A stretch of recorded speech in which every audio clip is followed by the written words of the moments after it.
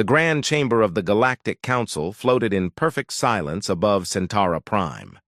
Inside, 200 representatives from across known space sat in their designated seats, arranged in circles that rose toward the domed ceiling. Each species had their place according to ancient tradition. The Zenthari occupied the highest tier, having founded the council 3,000 years ago. Below them sat the other elder races, then the younger ones, all the way down to the lowest circle where probationary observers watched without speaking. Ambassador Park Min-jun stood in the center of the chamber floor, waiting. His dark suit looked plain compared to the elaborate robes and bioluminescent armor worn by the council members above him. He held a simple data tablet in his hands and showed no sign of nervousness despite the hundreds of eyes watching him. Senior Counselor Vraxis finally spoke from his elevated position.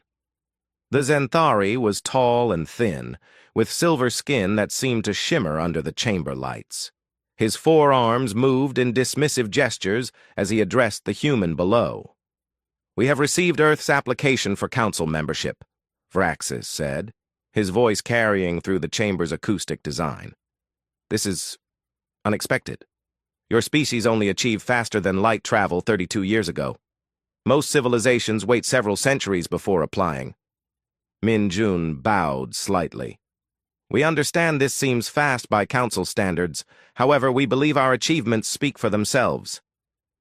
A wave of clicking sounds rippled through the chamber.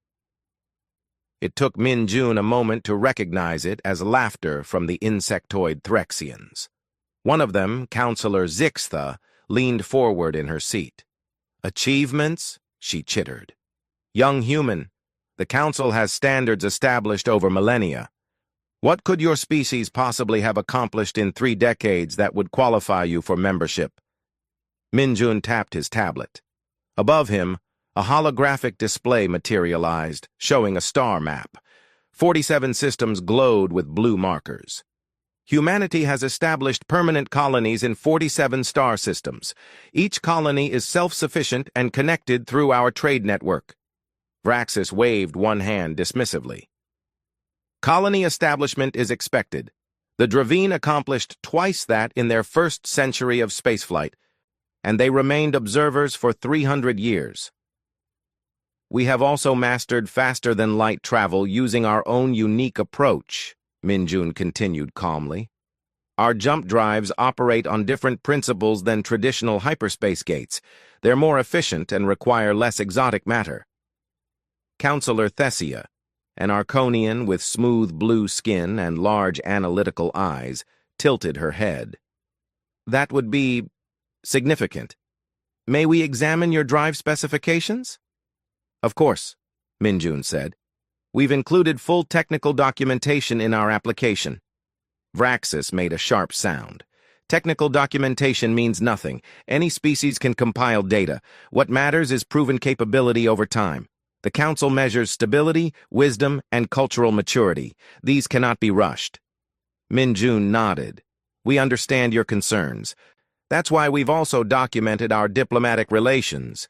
Humanity currently maintains peaceful contact with 12 different species, including trade agreements, cultural exchanges, and mutual defense pacts."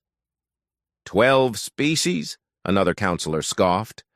"Most of those are probably other young races, barely more advanced than yourselves."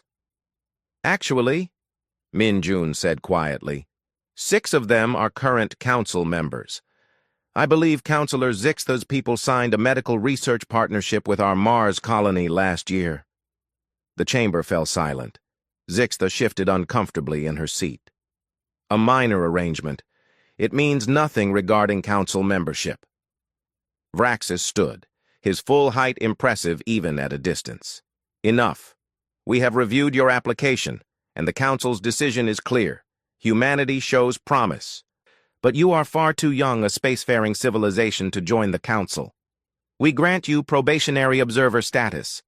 You may send a representative to watch Council proceedings, but you will have no vote and no voice in our decisions." Min-jun looked up at the tiers of seated representatives. Many avoided his gaze. Thesia watched him with an expression that might have been sympathy or curiosity. Vraxis looked triumphant, as if he had solved a difficult problem. Probationary observer status, Min-Jun repeated slowly. That's typically reserved for species who haven't achieved faster-than-light travel yet, species who are still confined to their home systems. The designation fits, Vraxis said firmly. Your species needs time to mature, to prove your stability. Perhaps in 2 or 3 centuries, you can reapply. 2 or 3 centuries, Min-Jun said.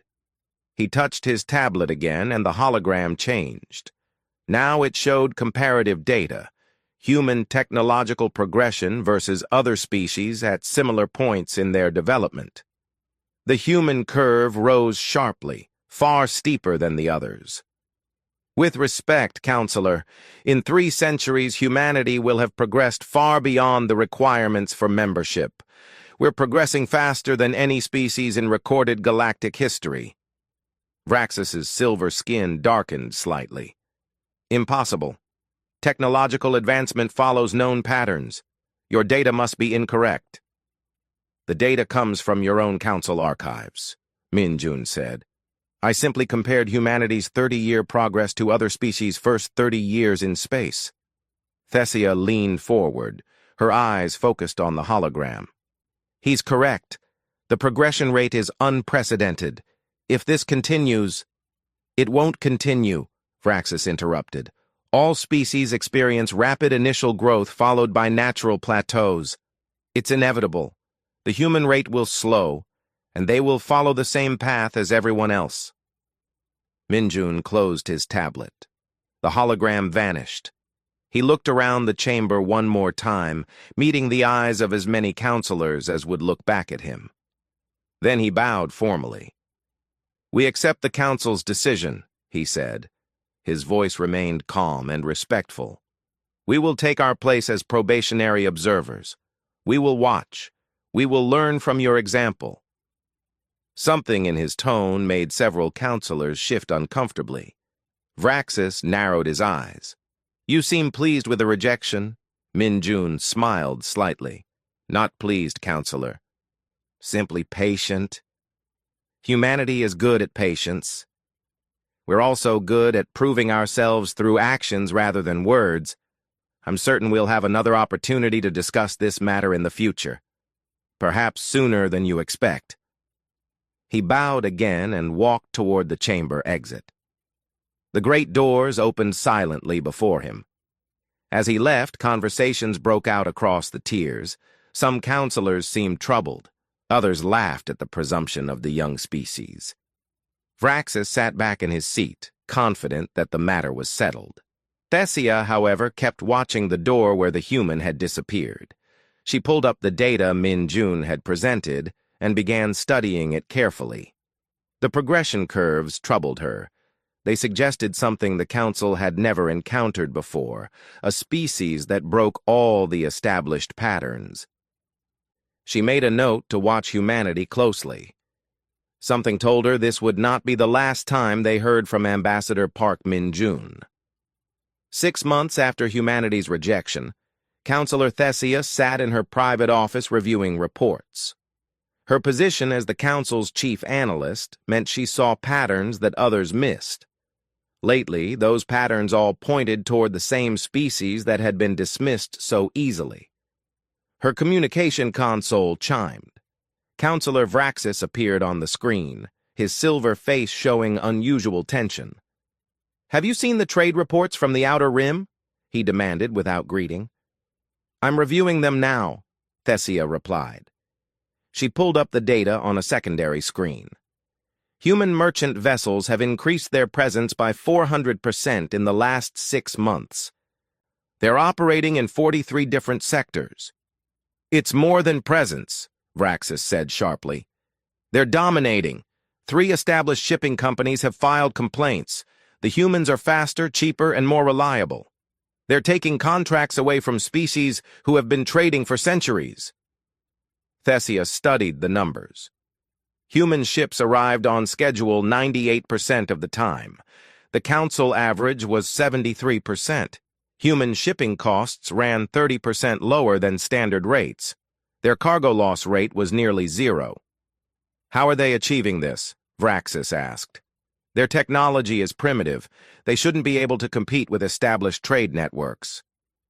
"Perhaps their technology isn't as primitive as we assumed," Thesia said carefully. Vraxis's forearms moved in an angry gesture. "Impossible! We reviewed their application thoroughly. They're newcomers. This must be explained some other way."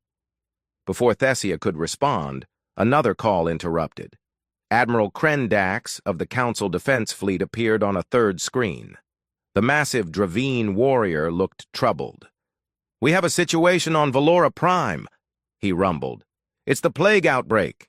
It's gotten worse." Thesia's heart sank. Valora Prime was a wealthy council world. 2 months ago, a strange disease had appeared among the population.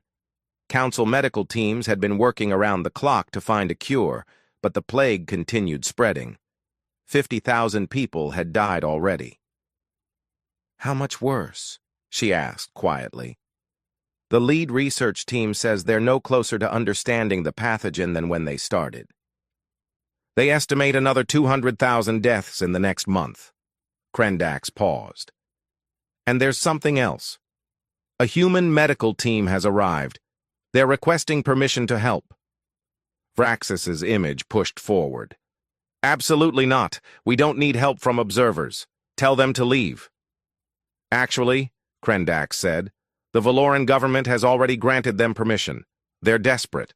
The humans are setting up their equipment now."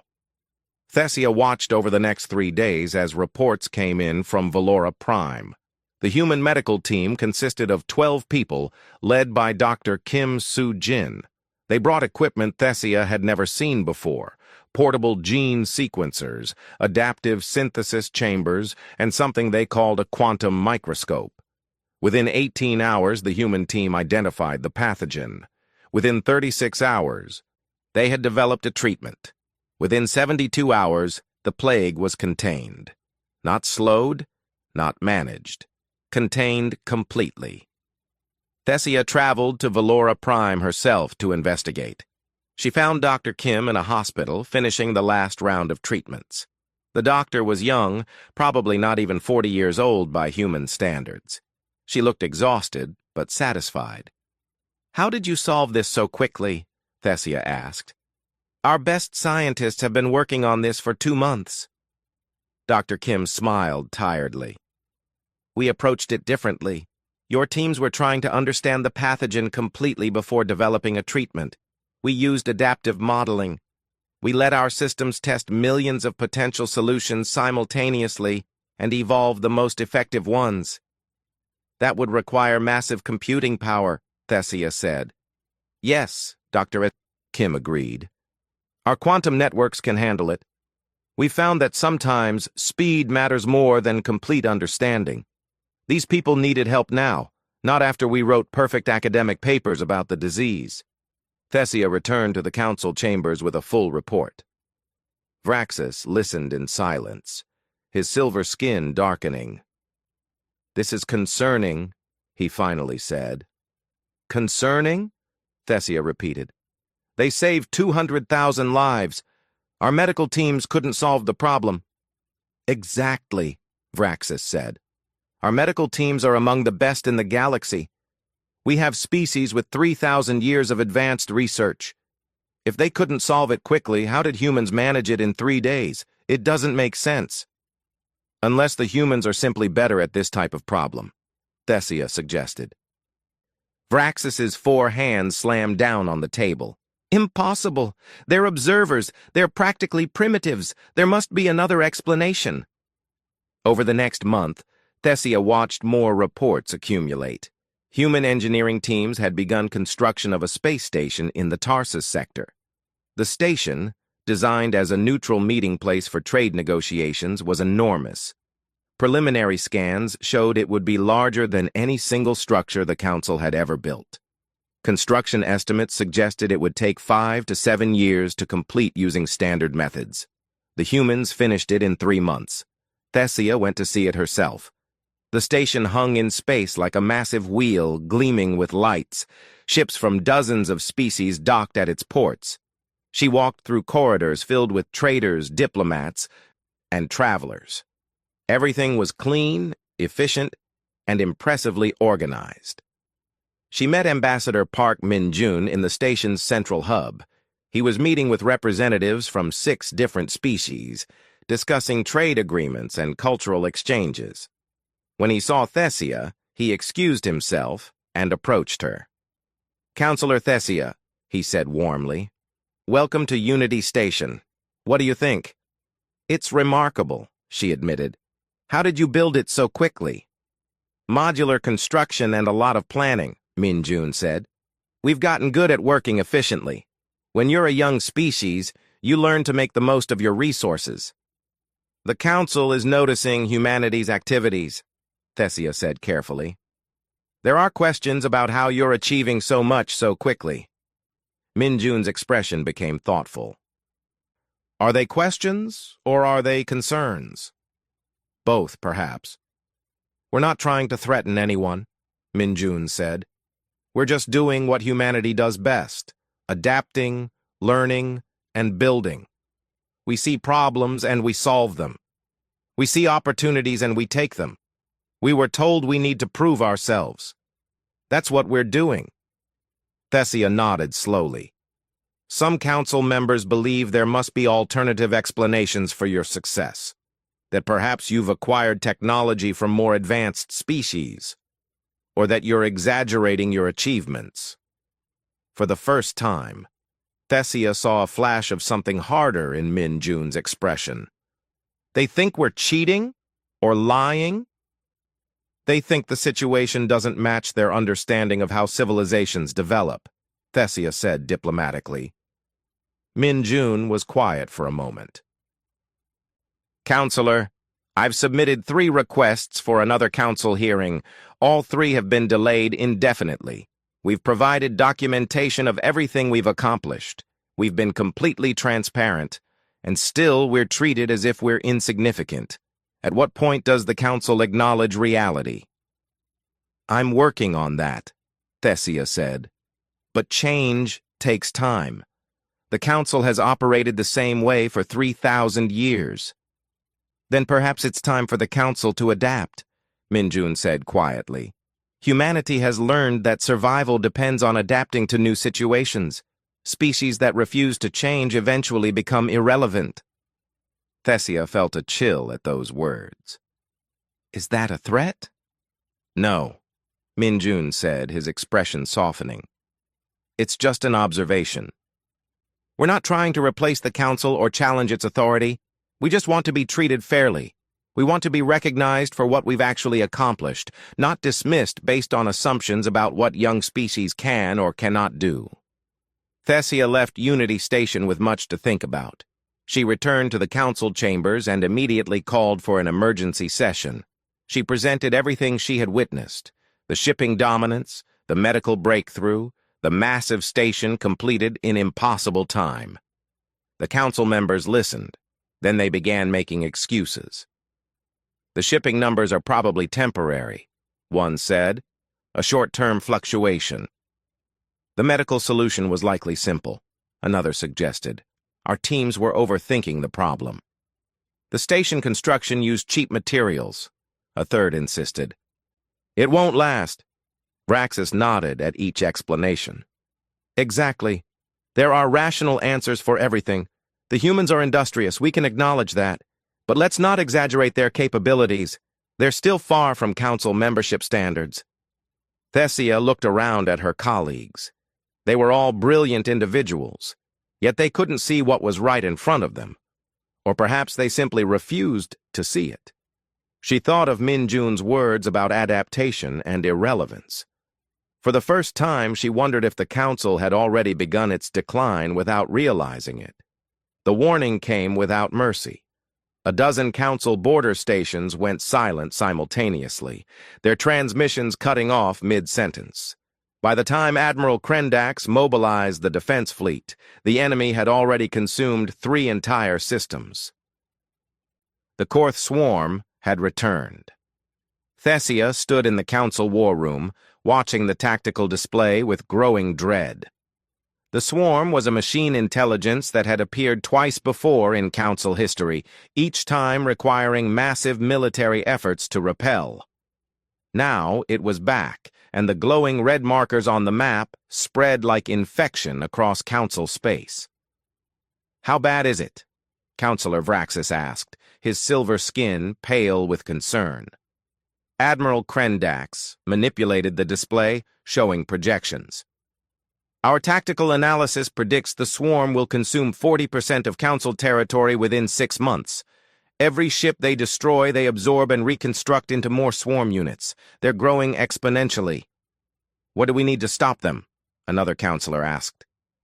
"Everything," Krendax said grimly. "Every ship, every resource, every species contributing their full military strength. Even then, victory is uncertain." The council immediately declared a state of emergency. Species from across known space mobilized their fleets. Thousands of ships gathered at staging points near the contested zones. The council's military might, accumulated over millennia, prepared to face the swarm. Thesia worked day and night coordinating the defense. Reports flooded in from the front lines. The swarm's ships were fast, adaptable, and merciless. They attacked in perfect coordination, exploiting every weakness in council tactics. The machine intelligence learned from every encounter, becoming more efficient with each battle. 3 weeks into the war, the council had lost 8 major systems and 40% of their forward fleet. The projections grew worse. Admiral Krendax updated his estimates. 50% of council space would fall, maybe 60. Then Ambassador Park Min-jun arrived at the war room unannounced. "Humanity offers our military assistance," he said without preamble. "We can have our defense fleet here within 2 days." Vraxis looked up from the tactical displays, his 4 arms moving in an irritated gesture. "This is a council matter. Observer species are not required to participate in military operations."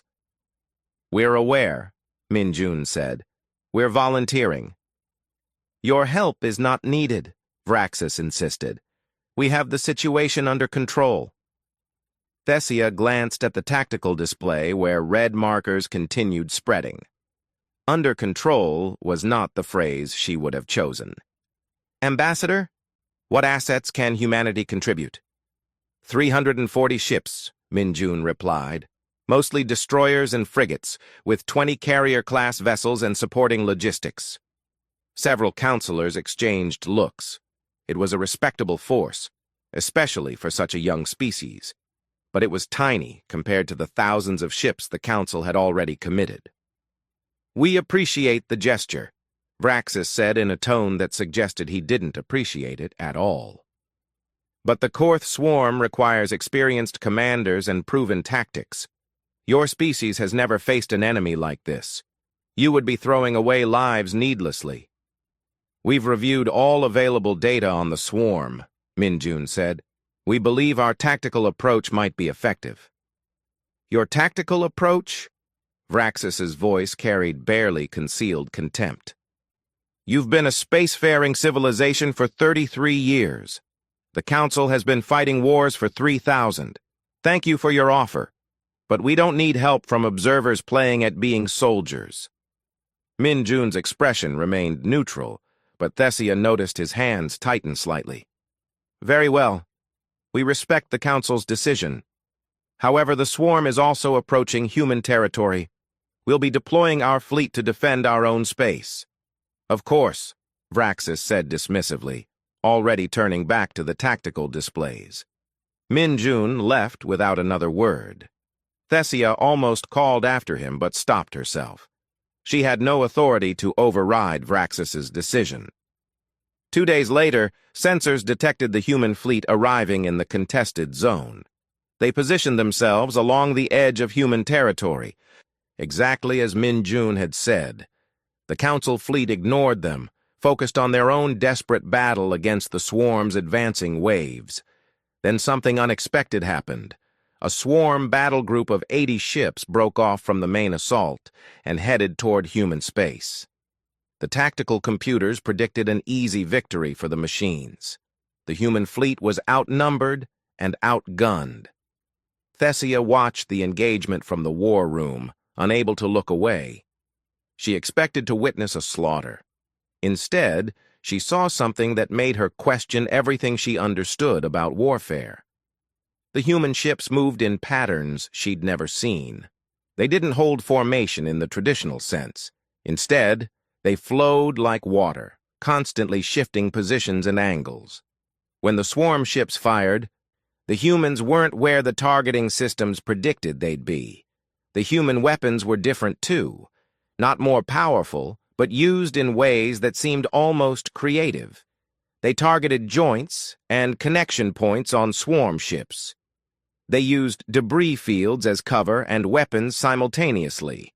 They set traps using their own damaged vessels as bait. Most striking was their adaptability. The swarm learned from each encounter, adjusting tactics. But the humans learned faster.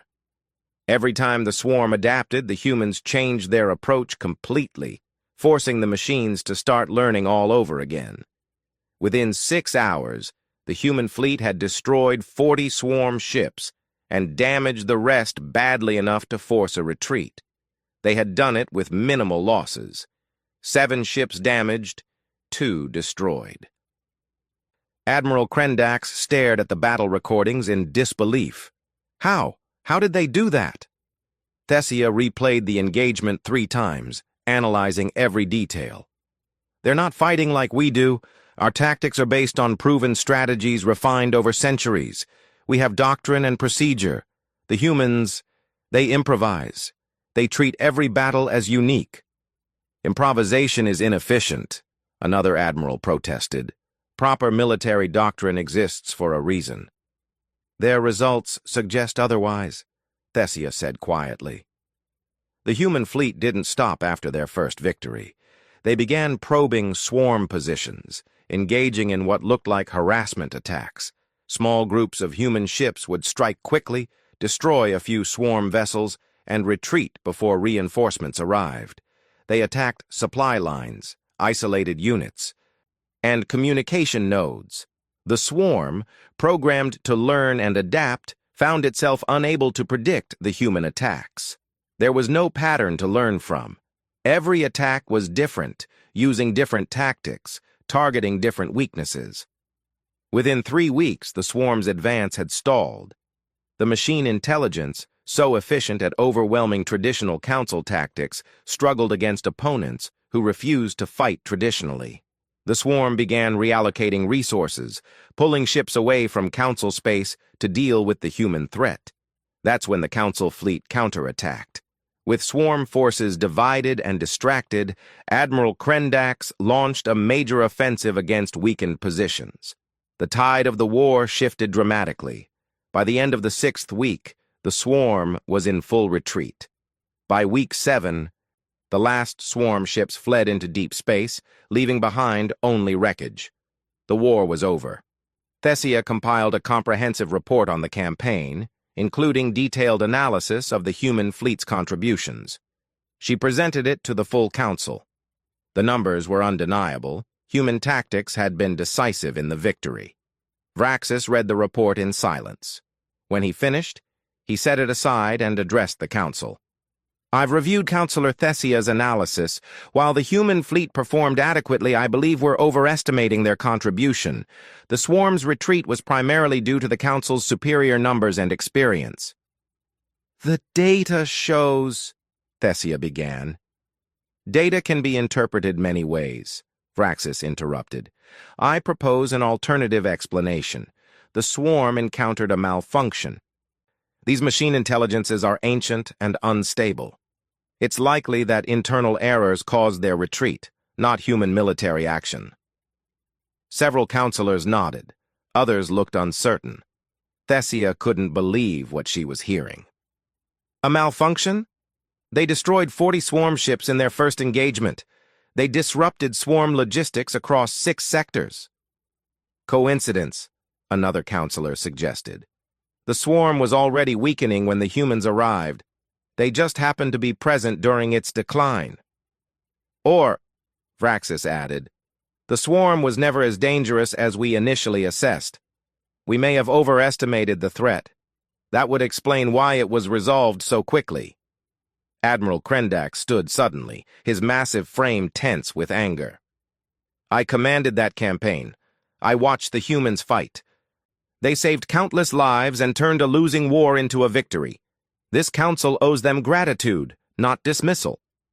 Gratitude, yes, Vraxis agreed smoothly. We can certainly thank them for their participation. But let's not exaggerate their role. They're still observers, still learning. This war was won by council strength, as all wars are. Thessia looked around the chamber. Some counselors clearly agreed with Vraxis. Others looked troubled but stayed silent. A few caught her eye with expressions of disbelief, but none spoke up. The council voted to update official records.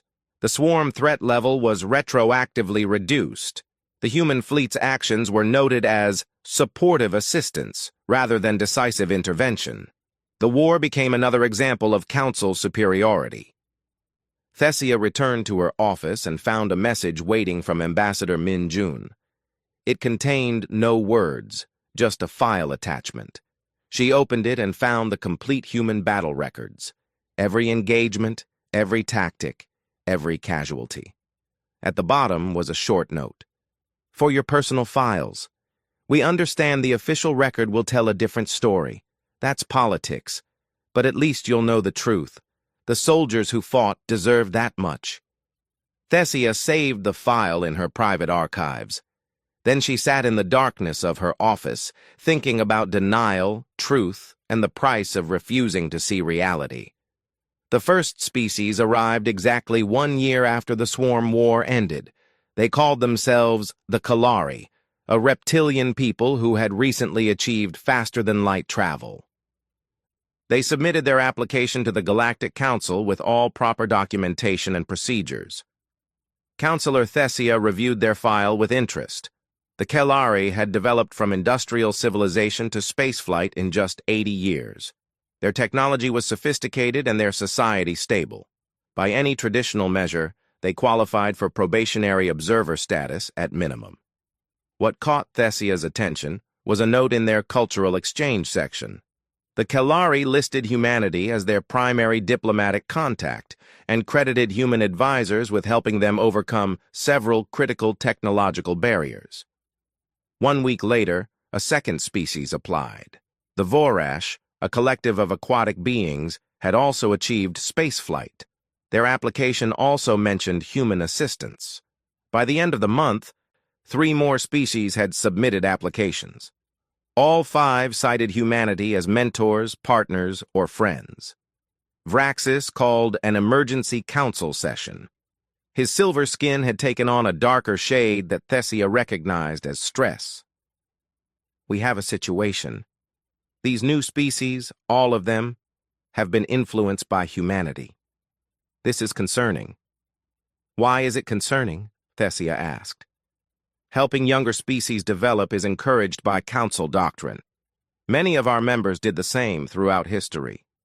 But these are observer species helping other pre-spaceflight civilizations, Vraxis countered. Humanity hasn't even earned full membership. They have no right to be mentoring others. Actually, Thessia said, pulling up the relevant regulations, there's nothing in council law preventing it. Any spacefaring species can engage in diplomatic relations with others. Vraxis's forearms moved in an agitated gesture. It sets a dangerous precedent. The galactic order has maintained stability for millennia because species progress at natural rates. Humanity is accelerating too many developments. It's disruptive. The debate continued for hours. Eventually, the Council voted to grant the 5 new species probationary observer status, but several members made it clear they were unhappy about the human connection. The situation grew more complex over the following months. Human colonies continued spreading. Thessia tracked their expansion and found that humanity now maintained permanent settlements in 81 star systems. That was more than 3 council member species had after centuries of colonization. Human trade networks expanded even further. Independent analysis showed that 37% of galactic commerce now flowed through human trade stations or used human shipping companies. The Council's own economic reports showed declining market share for traditional trading houses. Then came the Galactic Science Prize announcement. The prize was awarded every 5 years to honor the most significant scientific breakthrough. It was the highest academic honor in known space. Every previous winner had come from established council species with advanced research traditions. This year, the Independent Review Board selected Dr. Lee Hya-jin from Earth's Orbital Research Facility. Her work on quantum field manipulation had revolutionized power generation, making energy production 3 times more efficient while reducing waste to nearly zero. The announcement caused an uproar. Vraxis immediately called for the decision to be reviewed. This is unacceptable. The Science Prize represents 3,000 years of galactic academic excellence. It cannot go to a species that's been in space for barely 30 years. Dr. Lee's work was reviewed by the independent board, Thessia pointed out. 16 different experts from 12 species all agreed her research was revolutionary. Then the review process is flawed, Vraxis insisted. We need to establish new criteria. The Science Prize Committee refused to change their decision. Vraxis responded by canceling the award ceremony entirely. The official statement claimed scheduling conflicts, but everyone knew the real reason. The Council couldn't bear to publicly honor a human achievement. Thessia had endured the Council's denial for over a year, but this crossed a line. She spent 3 days compiling every piece of evidence she had gathered: trade statistics, colony counts, scientific publications, military records, diplomatic achievements, and more. The data painted an undeniable picture of humanity's rise. She requested a formal presentation to the full council. Vraxis tried to deny the request, but enough other counselors supported her that he had to agree. The day of her presentation, Thessia arrived early to the chamber. She loaded her data into the holographic display systems and reviewed her notes one final time. This would either wake the council from its denial or mark the end of her political career. The chamber filled. 200 representatives took their seats. Ambassador Park Min-jun sat in the observers section, watching quietly. Thessia noticed he looked tired, as if the constant dismissal was finally wearing on him. Vraxis opened the session. Councillor Thessia has requested time to address the Council on matters related to humanity. We've granted her 1 hour. Thessia stepped to the chamber floor. Above her, the holographic display came to life, showing comparative data spanning the last year. Fellow councillors, she began, we face a situation without precedent in Council history. A species has emerged that breaks every pattern we've established for understanding civilization development. We can continue denying this reality, or we can acknowledge it and adapt our thinking. She displayed the colony data. Humanity now inhabits 81 star systems. At this rate of expansion, they will exceed the territory of half our member species within 5 years. The display changed to trade statistics. Human commerce networks handle 37% of galactic trade. Traditional shipping companies are struggling to compete. 3 major trading houses have filed for bankruptcy in the last 6 months. Next came the diplomatic records.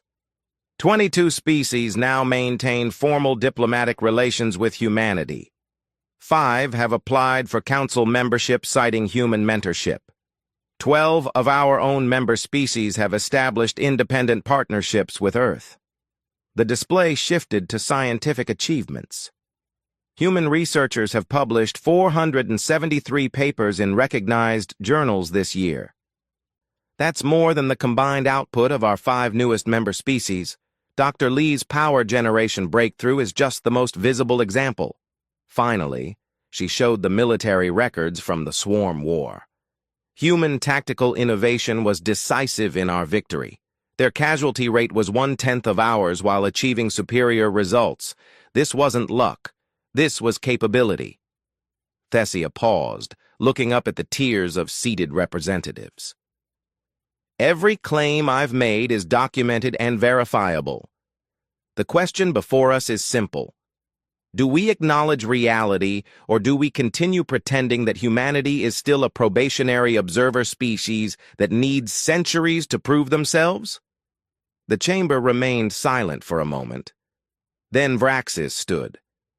Counselor Thessia presents interesting data, he said smoothly. But data requires context and interpretation. Yes, humanity has been industrious. Yes, they've achieved some successes. But none of this changes the fundamental reality that they're a young species still learning their place in the galactic community. At what point? Thessia asked directly. Does achievement outweigh age? What would humanity need to accomplish before this council acknowledges their capability? Vraxis's expression hardened. This council has maintained stability for 3,000 years by following established principles. Species earn membership through demonstrated maturity over time. We cannot abandon our traditions simply because one species progresses faster than expected. Then perhaps our traditions need updating, Thessia said. The chamber erupted in shocked voices. Suggesting changes to council tradition was nearly heretical. Vraxis's silver skin darkened almost to black. This is exactly the disruption I warned about, he said loudly. Humanity's influence is spreading, making species question our ancient wisdom. This cannot stand. He began manipulating the chamber controls, bringing up new regulations on the holographic display. I propose new membership criteria to reinforce our standards. First, any species seeking membership must have been spacefaring for a minimum of 500 years. This ensures proper maturity and stability. Several counselors nodded approval. Thessia felt her heart sink. Second, Vraxis continued, applicant species must originate from a planet with at least 3 natural moons. Studies show such planetary systems produce more balanced civilizations. Thessia checked her data quickly. Earth had 1 moon. This wasn't about standards. It was about exclusion. Third, species must demonstrate technological development that follows traditional progression patterns. Rapid advancement suggests instability or external influence, both of which are concerning. The list continued. Each new criterion seemed reasonable in isolation, but was clearly designed to exclude humanity specifically. Require specific atmospheric compositions that matched Earth poorly. Mandate certain types of social structures that humans didn't use. Establish technology benchmarks that humanity had surpassed but achieved too quickly. When Vraxis finished, he called for a vote. The new criteria passed by a narrow margin. Thessia voted against them, along with a few dozen other counselors, but they were outnumbered. Thessia slumped in her seat as the session ended. She had failed. The council had chosen to rewrite their own rules rather than acknowledge reality. Ambassador Min-Jun approached her as counselors filed out. His expression was unreadable. "Thank you for trying," he said quietly. "I know that cost you politically." "It wasn't enough," Thessia said. "I'm sorry." Min-Jun smiled slightly. "Don't be. You showed there are still voices of reason in the council. That matters." He pulled out a datapad and handed it to her. "I wanted you to see this before the official announcement tomorrow. Professional courtesy, since you've been honest with us." Thessia looked at the document on the pad. Her eyes widened as she read. "This is... You're announcing a parallel trade organization?" "The Human-Led Cooperative Alliance," Min-Jun confirmed. "We've been negotiating with partner species for 6 months. 214 species have agreed to join. It's a completely separate organization focused on mutual benefit, open membership, and practical cooperation rather than hierarchy. 214 species, Thessia repeated in shock. That's more than the Council has. Most are smaller civilizations that the Council overlooks, Minjun said. But 37 are current Council members who want to participate in both organizations. The Alliance launches officially next month. Thessia looked up at him. You're creating competition for the Council. We're creating an alternative, Minjun corrected. The Council can continue operating exactly as it always has, but species will now have choices about where they trade, who they partner with, and which diplomatic structures they join. Vraxis will see this as a declaration of war, Thessia warned. Let him, Minjun said, and for the first time Thessia heard steel in his voice. Humanity spent a year trying to work within Council systems.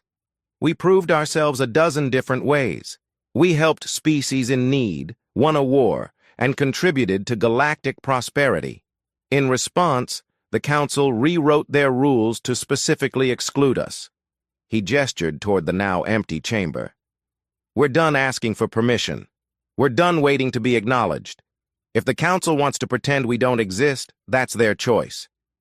The rest of the galaxy is welcome to work with us instead. Minjun bowed respectfully to Thessia and left. She sat alone in the chamber, looking at the data pad. The implications were staggering. This wasn't just about humanity anymore. This was about the entire galactic order shifting. Tomorrow, the Council would face a choice: adapt or become irrelevant. Based on the vote today, Thessia knew which path they would choose.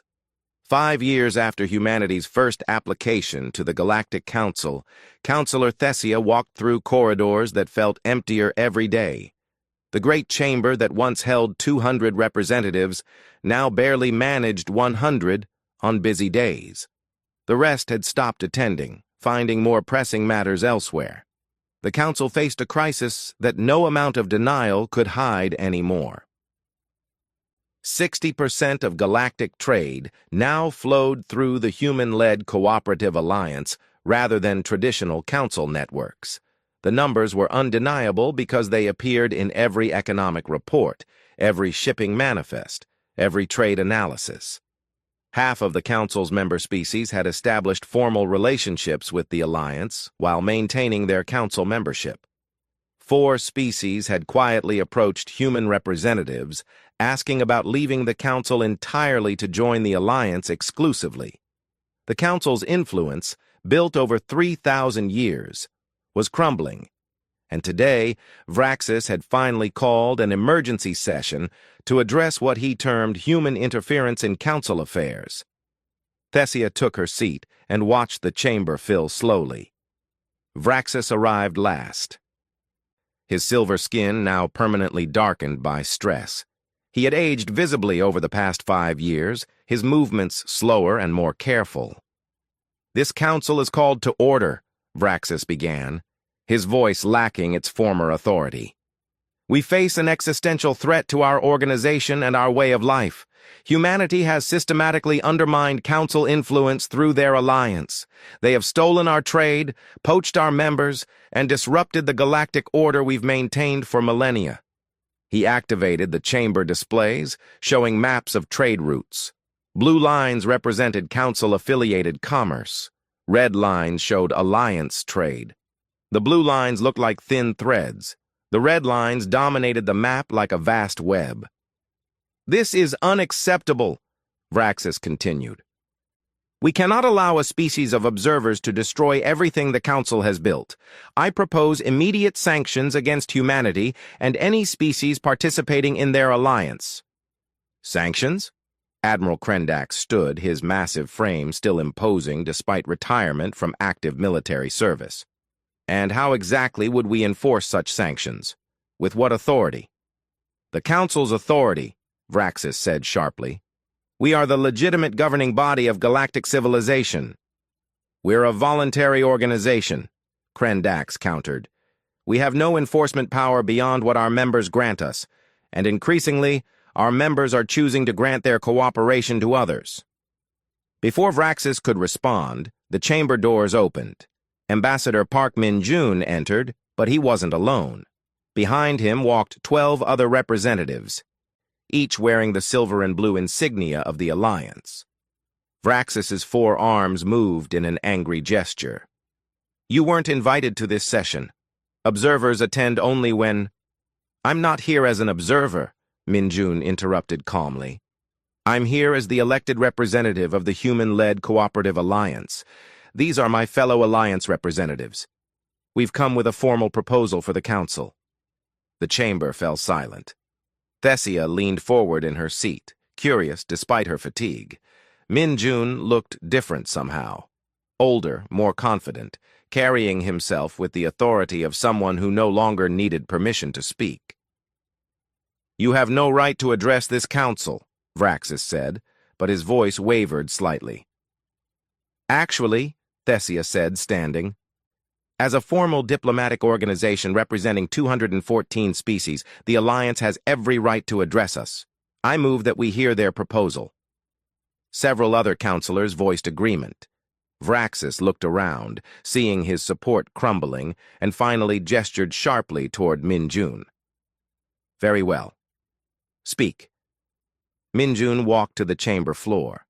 The 12 Alliance representatives remained at the entrance, a silent reminder of the organization's scope. The holographic displays shifted, now showing the Alliance insignia. 5 years ago, Min-jun began, I stood in this same spot and asked for humanity to be recognized as equals. The Council refused. You granted us probationary observer status, a designation meant for species who haven't even left their home systems. He looked up at the tiers of counselors. We accepted that decision. We decided to prove ourselves through actions. We built colonies, established trade networks, helped species in need, won a war, and contributed to galactic prosperity. After each achievement, we asked to be reconsidered. Each time, this council found new reasons to deny us. The displays changed, showing the timeline of humanity's accomplishments alongside the council's responses. The pattern was clear and damning.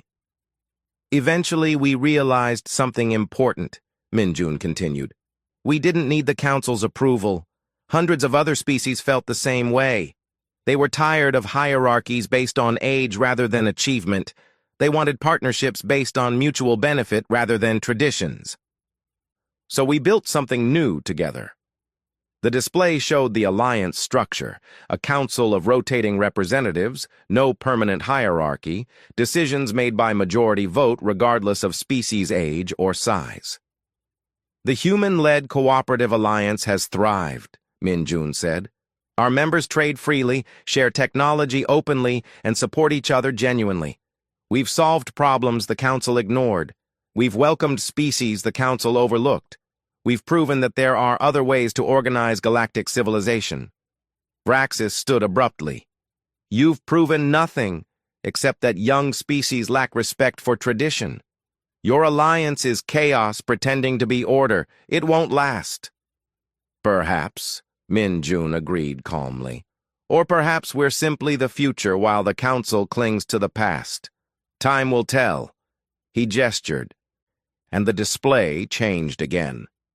This time it showed a formal document with both Alliance and Council insignia at the top. We're not here to gloat about the Alliance's success, Min-jun said. We're here to offer the Council an opportunity. The Alliance invites the Galactic Council to join us as equal partners in a combined organization. The chamber erupted in shocked voices. Thessia stared at the document, reading quickly. It was a merger proposal, carefully structured to preserve Council traditions while integrating them into the Alliance framework. This proposal includes protections for Council customs and procedures, Min-jun continued over the noise. Your member species would maintain their status, your history and achievements would be honored, but you would operate as equals alongside Alliance members, not as superior rulers. Equals? Vraxis's voice carried pure outrage. The Council has governed galactic civilization for 3,000 years. We don't become equals with species who learned spaceflight last century." "Then you misunderstand what equality means," Minjun said quietly. "It doesn't diminish your history. It simply acknowledges that every species, regardless of age, deserves respect and voice in galactic affairs." "This is insulting," Vraxis said. "You're asking us to surrender our authority." "I'm asking you to share it," Minjun corrected. "The galaxy is bigger than any one organization. There's room for different approaches, different ideas, different voices. The Alliance isn't trying to destroy the Council. We're offering a partnership that benefits everyone." Admiral Krendax stood again. "What happens if we refuse?" Minjun met his gaze steadily. "Then nothing changes. The Alliance continues operating. The Council continues operating. Species continue choosing which organization serves their interests better. Based on current trends, more will choose the Alliance over time. Eventually, the Council becomes a historical curiosity rather than a functioning organization." "You're threatening us," Vraxis accused. "I'm describing reality," Minjun replied.